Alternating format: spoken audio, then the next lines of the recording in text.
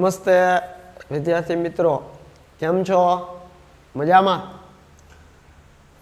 તો આવીએ નામાના મૂળ તત્વ ભાગીદારી વિષય પ્રવેશમાં આપણે ટૂંકા દાખલા શરૂ કર્યા હતા, જેમાં એક પોઈન્ટ આપણે ટૂંકા દાખલા નફો નુકસાન વહેંચણી અંગેના જોયા. બીજો પોઈન્ટ ઉપાડ પર વ્યાજ અને તેને લગતી નોંધોના જોયા. હવે આજે આપણે ત્રીજો પોઈન્ટ જોવો છે. રીત નંબર 3 એટલે કે ત્રીજો પોઈન્ટ મૂડી પર વ્યાજ અને તેને લગતી નોંધ.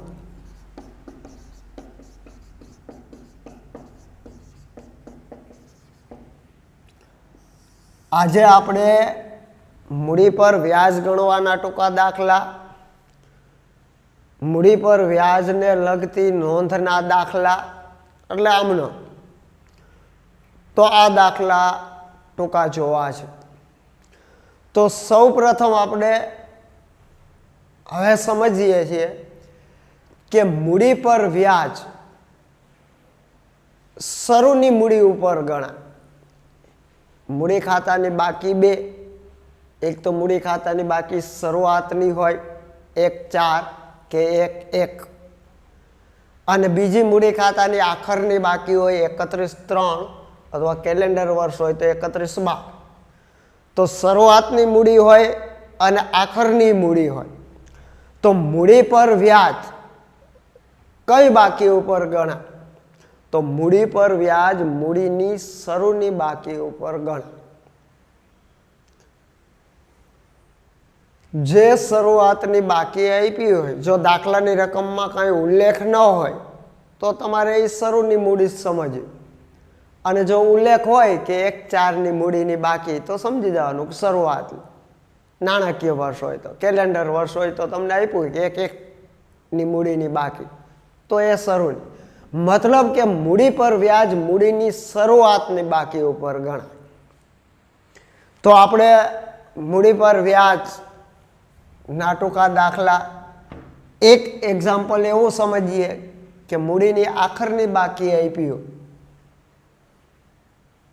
તો મૂડી પર વ્યાજ શોધવાનું આવે તો સૌ પ્રથમ તો આપણે શરૂઆતની મૂડી શોધવી પડે. તો પ્રથમ પોઈન્ટ એ લે,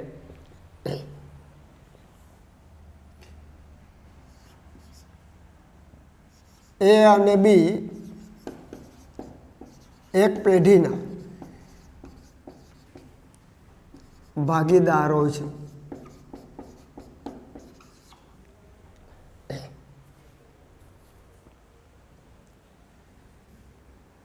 ભાગીદાર એના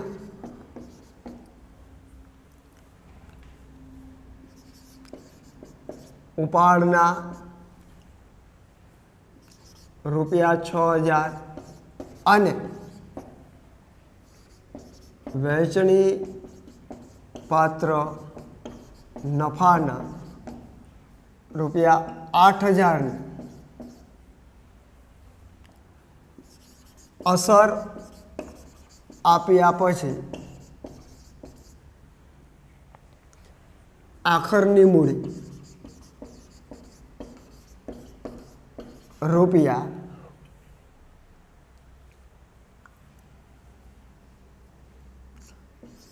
₹18,000 છે.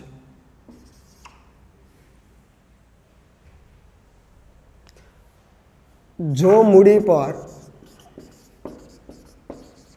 વ્યાજનો દર 10% હોય તો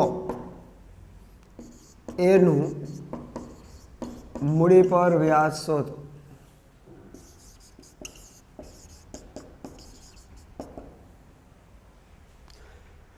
તો ફરીથી રકમ વાંચું છું. એ અને બી એક પેઢીના ભાગીદારો છે. ભાગીદાર એના ઉપાડના ₹6000 અને વહેંચણી પાત્ર નફાના ₹8000 અસર આપ્યા પછી, જો અસર આપી દીધી પછી આખરની મૂડી 18,000 છે. જો મૂડી પર વ્યાજનો દર 10% હોય તો એનું મૂડી પર વ્યાજ શોધો. હવે આપણને ખ્યાલ છે કે મૂડી પર વ્યાજ મૂડીની શરૂની બાકી ઉપર શોધાય. અહીંયા જુઓ આખરની મૂડી આપી છે,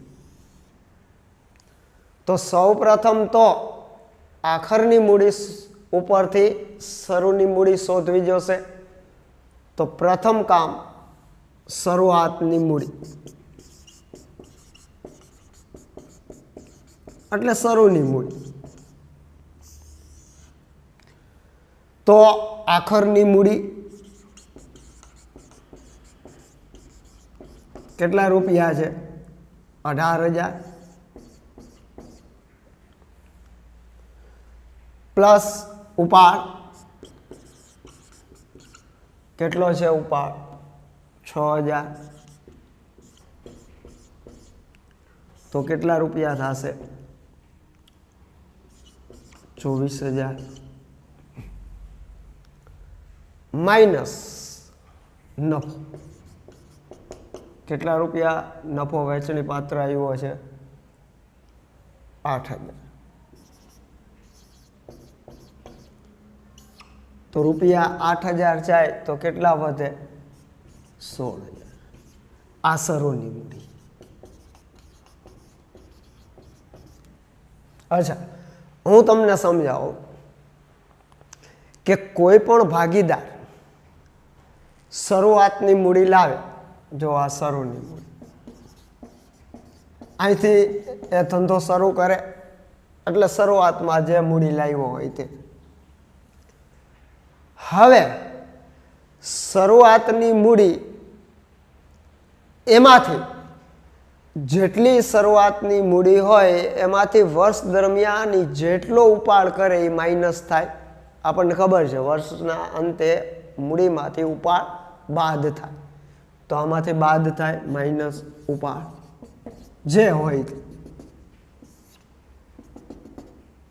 આ બાદ થઈ જાય પછી જે રકમ વધે એમાં વર્ષના અંતે જેટલો નફો થયો હોય એ ઉમેરાય પ્લસ નફો આ ઉમેરાય.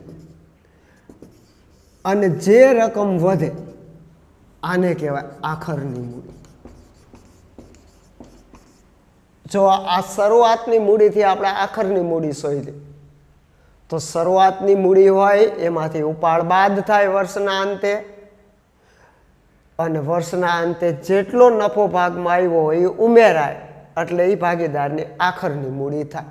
હવે અહીંયા ઉલટું, આપણે આખરની મૂડી ઉપરથી શરૂઆતની મૂડી શોધવી છે. જો આથી ઉલટું, શરૂઆતની મૂડીમાંથી આખરની મૂડી શોધવી તો ઉપાડ શું થાય? માઇનસ થાય. તો ઉલટું કરવું છે તો આખરની મૂડીમાં ઉપાડ ઉમેરી દો. શરૂની મૂડીમાંથી ઉપાડ બાદ થાય છે તો આખરની મૂડીમાં ઉપાડ ઉમેર. અને શરૂની મૂડીમાં નફો ઉમેરાય તો આપણે ઉલટું કરી નાખો, નફો બાદ કરી નાખો એટલે આખરની મૂડીમાંથી શરૂની મળી જાય. સમજાય છે? શરૂની મૂડી હોય એમાંથી ઉપાડ બાદ થાય વર્ષના અંતે, અને વર્ષના અંતે નફો ઉમેરાય એટલે ભાગીદારની આખરની બાકી મળે. તો હવે આપણે અહીંયા આ દાખલામાં ઉલટું કરવાનું છે કે આખરની મૂડી આપી છે એના ઉપરથી આપણે શરૂઆતની મૂડી શોધવી છે. અહીંથી અહીંયા આવવું છે. તો જો અહીંથી અહીંયા આવવું હોય તો ઉલટી પ્રક્રિયા કરવી પડે. આખરની મૂડીમાં નફો શું થાય? બાદ થાય.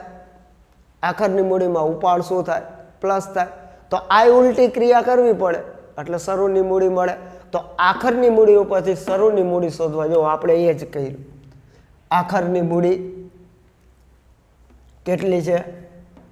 18,000. ઉપાડ અહીંયા બાદ કર્યો છે તો આપણે ઉમેર્યો પ્લસ ઉપાડ. નફો અહીંયા ઉમેર્યો છે તો આપણે બાદ કર્યો એટલે મળી ગઈ શરૂની. તો આથી ઉલટી પ્રક્રિયા કરવાની છે. તો હવે તમે યાદ જ રાખી લ્યો શરૂની મૂડી કેમ શોધાય? તો કે આખરની મૂડી પ્લસ ઉપાડ માઇનસ વહેંચણી પાત્ર નફો. મળી ગઈ શરૂની મૂડી. અને મૂડી પર વ્યાજ સમજી લ્યો શરૂઆતની મૂડી ઉપર ગણાય. કઈ મૂડી ઉપર? વર્ષની શરૂઆતની મૂડી ઉપર. તો અહીંયા આપણને આખરની મૂડી આપી છે. આપણે આના 10% નહીં ગણી શકીએ કેમ કે આ આખરની મૂડી છે. તો આખરની મૂડી ઉપરથી પહેલું કામ શરૂની મૂડી શોધવાનું. હવે મળી ગઈ શરૂની મૂડી કેટલી છે તો કે 16,000. તો હવે ભાગીદાર એના મૂડી પર વ્યાજ મળી જાય. એનું મૂડી પર વ્યાજ કેટલી છે? શરૂઆતની મૂડી 16,000 ગુણ્યા 10% ગુણ્યા 1 વર્ષ. હવે 1 વર્ષ છે એટલે છેદમાં 12 મૂકવાના છે નહીં. જો મહિના હોય તો છેદમાં 12 વર્ષમાં ફેરવવો. તો અહીંયા 1 વર્ષનું જ ગણવાનું છે. તો રૂપિયા 1600 થશે. સમજાઈ ગયો? તો કોઈ પણ ભાગીદારનું મૂડી પર વ્યાજ ગણવું હોય તો એ ભાગીદારની મૂડીની શરૂની બાકી જોઈ. હવે આ પ્રમાણે ટૂંકો દાખલો આવશે. શરૂની જગ્યાએ આખરની આપી હશે તો તમારે આખરની મૂડી ઉપરથી શરૂઆતની મૂડી શોધી લેવાની. આમ શોધવી હોય તો ભલે, અને જો સૂત્ર બનાવવું હોય તો પણ બની શકે. જો સૂત્ર કેમ બનાવી? શરૂની મૂડી બરાબર આખરની મૂડી પ્લસ ઉપાડ માઇનસ નફો. જો આ સૂત્ર થઈ ગયું. શરૂની મૂડી, અને યાદ જ રાખી લ્યો, શરૂની મૂડી શોધવી હોય, આખરની મૂડી ઉપરથી શરૂની મૂડી શોધવી હોય તો શરૂની મૂડી બરાબર આખરની મૂડી પ્લસ ઉપાડ માઇનસ નફો. અહીંયા ઉલટું કરી નાખવાનું. ઉપાડ વર્ષ દરમિયાન બાદ થાય તો અહીંયા પ્લસ કરી દો, નફો પ્લસ થાય તો અહીંયા માઇનસ કરી દો. તો આ સૂત્ર દ્વારા શોધો તો ભલે, આ રીતે કોષ્ટકની રીતે શોધો તો પણ શોધી શકાશે. આખરની મૂડી તો કે 18,000 પ્લસ ઉપાડ તો કે 6,000 એટલે 18 ને 6 24. નફો તો કે 8,000 તો માઇનસ નફો 8,000. 24માંથી 8,000 તો 100. આ 16,000 શરૂની મૂડી મળી ગઈ એટલે એનું મૂડી પર વ્યાજ 16,000ના 10% 1 વર્ષનું છેદમાં 100. આ 100 છે એ ટકાને રૂપિયામાં ફેરવવા, 10%ને રૂપિયામાં ફેરવાય છેદમાં 100 આવે. વર્ષ છે એટલે કાંઈ છેદમાં આવશે નહીં, ગુણ્યા 1 જ. અને કાંઈ ન કીધું હોય તો મૂડી પરનું વ્યાજ વર્ષનું વાર્ષિક જ શોધો. સમજાઈ ગયો? એક આ મૂડી પર વ્યાજ ગણવાનો દાખલો.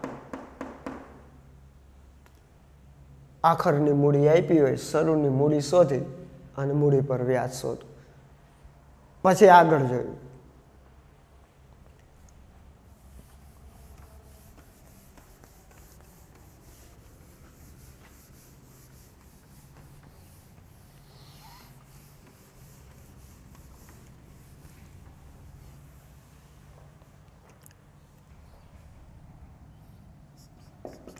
A, B અને C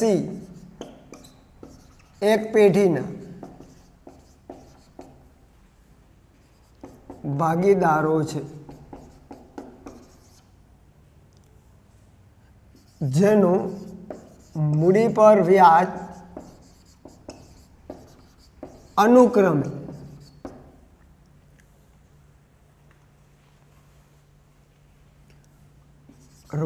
₹800,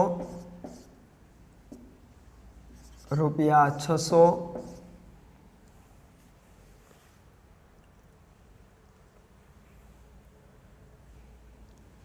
અને ₹700.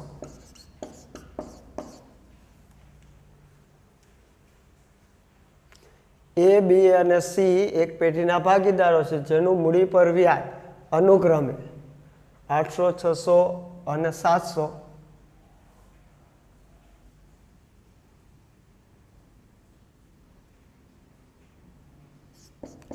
ગણ્યા પહેલા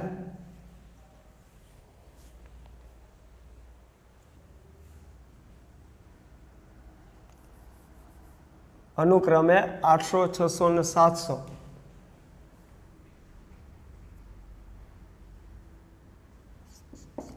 ગણ્યા પહેલા નફાની વહેંચણી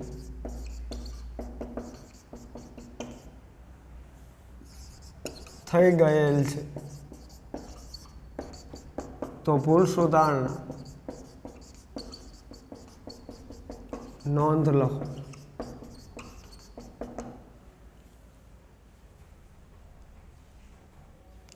એ, બી અને સી એક પેઢીના ભાગીદારો છે જેઓનું મૂડી પર વ્યાજ કેટલું છે? 800, 600 અને 700 ગણ્યા પહેલા, એટલે ગણવાનું રહી ગયું. નફાની વેચણી થઈ ગયેલ છે તો ખોટી થઈ હોય, મૂડી પર વ્યાજ ગણવાનું રહી ગયું છે.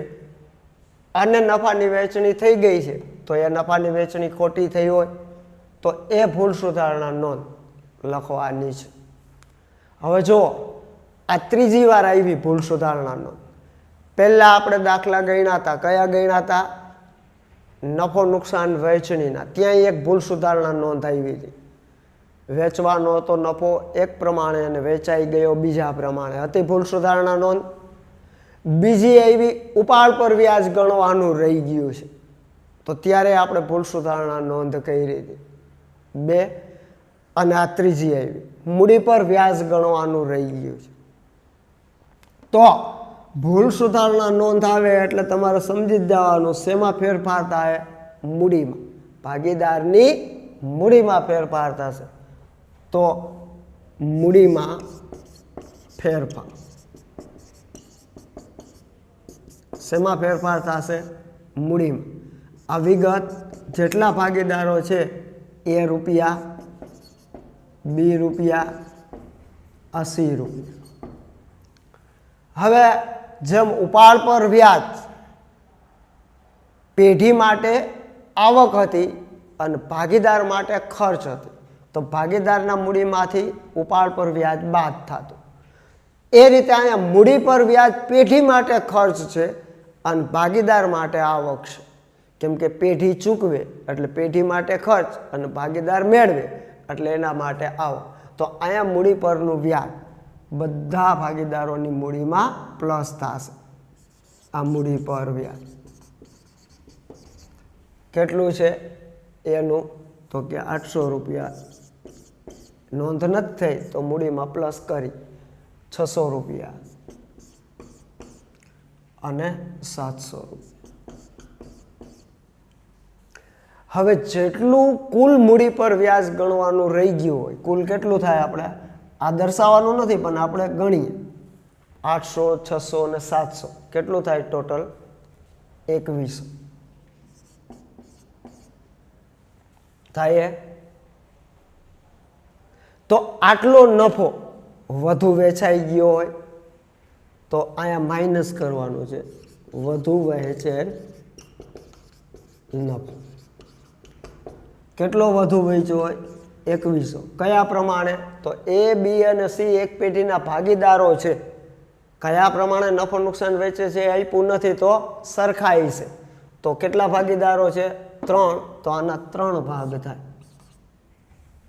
7 તેરી 21. તો આના 700 માઇનસ થાય, આનાય 700 માઇનસ થાય, આનાય 700. તો 800 પ્લસ છે, 700 માઇનસ છે, તો પ્લસ વધશે 100. અહીંયા 600 પ્લસ છે, 700 માઇનસ છે, તો માઇનસ વધશે 100. અહીંયા પ્લસ એ 700 છે અને માઇનસ એ 700 છે, તો અહીંયા કાંઈ તફાવત નહીં વધે. હવે જેના માઇનસ છે એના મૂડી ખાતે ઉધાર, જેના પ્લસ છે એના મૂડી ખાતે જમ. થઈ જશે નોંધ. જો પછી હું તમને આગળ જતા આપણે નફા નુકસાન ફાળવણી ખાતું અને ભાગીદારોના મૂડી ખાતા એના દ્વારા સમજાવો, પણ પહેલાં આપણે પોઈન્ટ પૂરો જ કરી લઈ. પછી તમને ત્રણેય ભૂલ સુધારણા નોંધ, નફા નુકસાન ફાળવણી ખાતાનો નમૂનો, મૂડી ખાતા, અસ્થિર પદ્ધતિ, સ્થિર પદ્ધતિ એ સમજાવો. તો અહીંયા થઈ ગયું. હવે આપણે આપીએ ભૂલ સુધારણા નોંધ.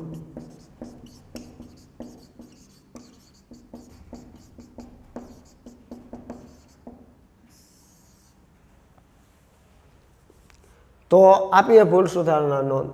નાનું એવું આમ નોંધનું સ્ટ્રક્ચર રાખી નાખવાનું. તારીખ, વિગત, ખાપા, ઉધાર રૂપિયા, જમા રૂપિયા. એક આમનો સમાય એવડું આંકી લેવાનું. થઈ ગયો આ એક નંબર. કોના? બીના મૂડી ખાતે ઉધાર.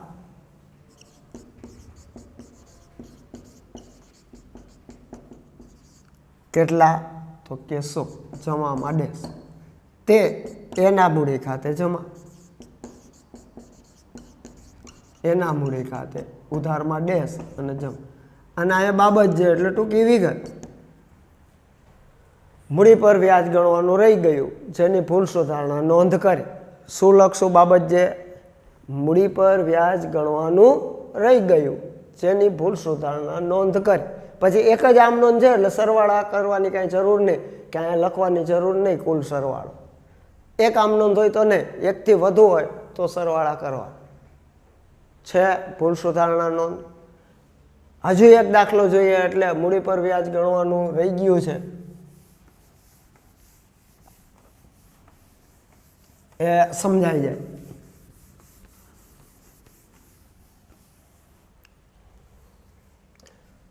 અ, બ અને ક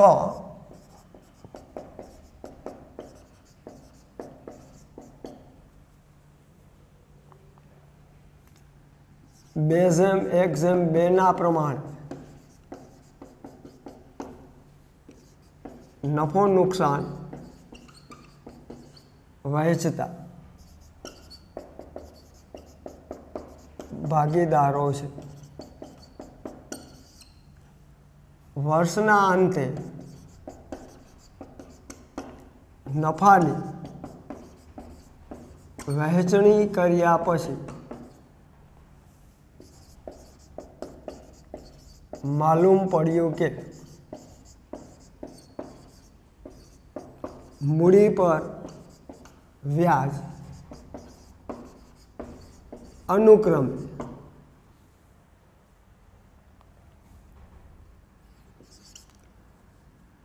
₹1200,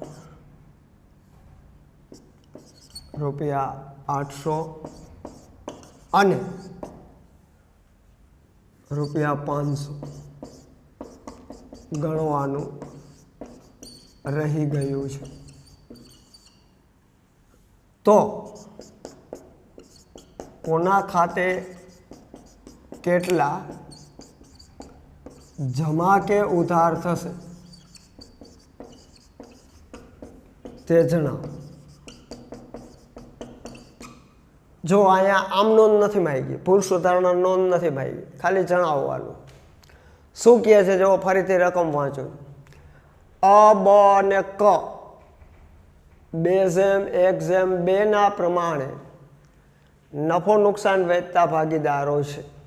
વર્ષના અંતે નફાની વહેંચણી કર્યા પછી માલુમ પડ્યું કે, ક્યારે માલુમ પડ્યું? નફાની વહેંચણી કરી દીધી પછી માલુમ પડ્યું કે મૂડી પર વ્યાજ અનુક્રમે, જો આપી જ દીધું છે આપણે ગણવાનું નથી, 1200, 800 અને 500 રહી ગયું છે. તો કોના ખાતે કેટલા જમા કે ઉધાર થશે તે જણાવો. તો પહેલાં તો આપણે ગણતરી કરીશું, પછી તફાવત માઇનસ આવશે તો આપણે કહેશું એના મૂડી ખાતે ઉધાર, અને પ્લસ આવશે તો કહેશું એના મૂડી ખાતે જમા. તો એ ગણતરી કરીએ. હવે મૂડી પર વ્યાજ ગણવાનું રહી ગયું છે તો મૂડીમાં ફેરફાર થશે, તો આપણે તરત જ હેડિંગ આપીએ મૂડીમાં ફેરફાર.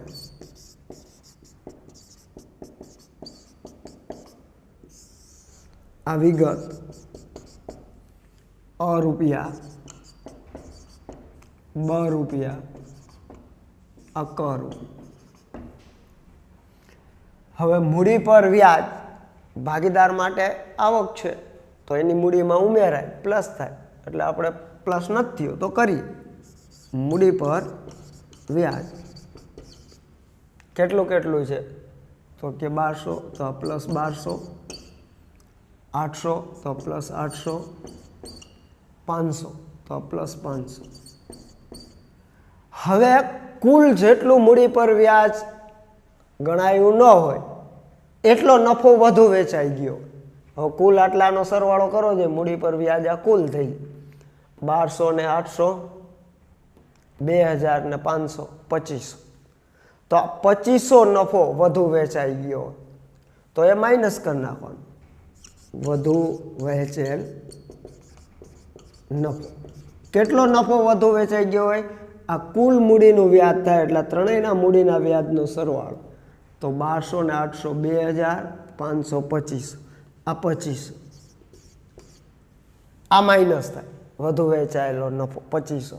કયા પ્રમાણે નફો વેચે છે તો આપ્યું છે જેવો પ્રમાણ 2:1:2. તો આપણે એ પ્રમાણે 2:1:2 એટલે કેટલા થાય છે?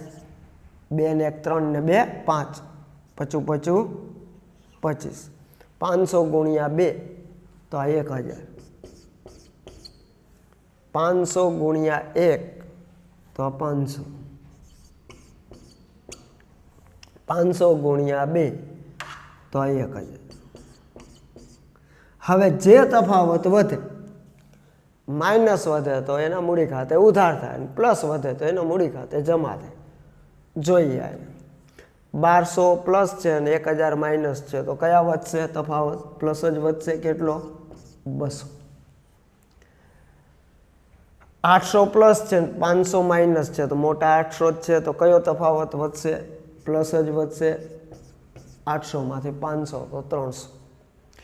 પ્લસ 500 છે, 1000 માઇનસ છે તો મોટા માઇનસ જ છે તો કયા વધશે? માઇનસ. 1000 માંથી 500 જાય તો કેટલા માઇનસ વધુ છે? 500. થઈ ગયો. હવે આપણે જણાવીએ કે હવે આમ નોંધ નથી લખવાની, અહીંયા એમ જ કીધું છે તો આપણે જણાવીએ કે અહીં ભાગીદાર કના મૂડી ખાતે ₹500 ઉધાર અને ભાગીદાર અના મૂડી ખાતે 200 જમા, બના મૂડી ખાતે ₹300 જમા થશે. જણાવી દીધું. કેટલા? ઉધાર કે જમા બે જણાવી દીધું.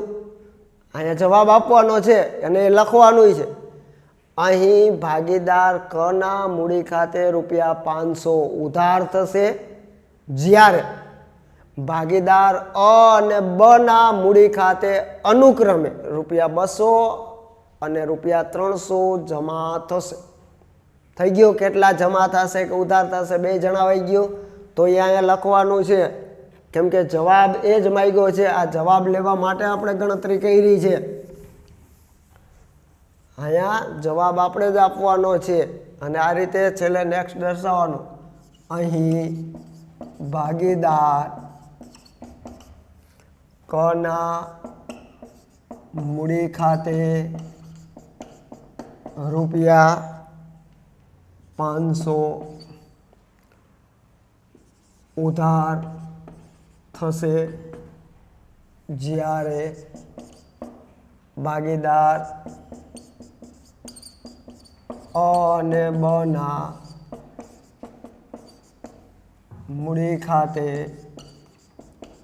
અનુક્રમે ₹200 અને ₹300 જમા થશે. થઈ ગઈ. તો આ જવાબ દેવાનો છે. અહીંયા નોંધ નથી લખવાની, જણાવવાનું છે. અહીં ભાગીદાર કના મૂડી ખાતે 500 માઇનસ આવ્યા એટલે ઉધાર થશે. આ બેના પ્લસ આવ્યા તો આપણે અનુક્રમે લખી નાખ્યું 200 અને 300 તો એ જમા થશે. તો બસ આ દાખલાનો જવાબ આવી ગયો. સમજાય છે? મૂડી પર વ્યાજ પહેલું આખરની મૂડી આપી હોય એના ઉપરથી શરૂની મૂડી શોધીને મૂડી પરનું વ્યાજ શોધવું. બીજું મૂડી પર વ્યાજ ગણવાનું રહી ગયું છે તો તેની ભૂલ સુધારણા નોંધ આપી શકીશું. થઈ જશે. તો મૂડી પર વ્યાજ ગણવાનું રહી ગયું એ ભૂલ સુધારણા નોંધના દાખલા ગણજો. નેક્સ્ટ પીરિયડમાં હું આ તમને ઉપાડ પર વ્યાજ ગણવાનું રહી ગયું, મૂડી પર વ્યાજ ગણવાનું રહી ગયું એક એક્ઝામ્પલ નફા નુકસાન ફાળવણી ખાતા મૂડી ખાતાના નમૂના દ્વારા સમજાવીશ કે ભાઈ ઉપાડ પર વ્યાજ ગણવાનું રહી ગયું હોય તો કઈ રીતે ઓછો નફો વેચાયેલો અને મૂડી પર વ્યાજ ગણવાનું રહી ગયું તો કઈ રીતે વધુ નફો. તો એ નેક્સ્ટ પીરિયડમાં સમજશું. બરાબર? ત્યાં સુધી મને રજા આપશો. જય હિન્દ.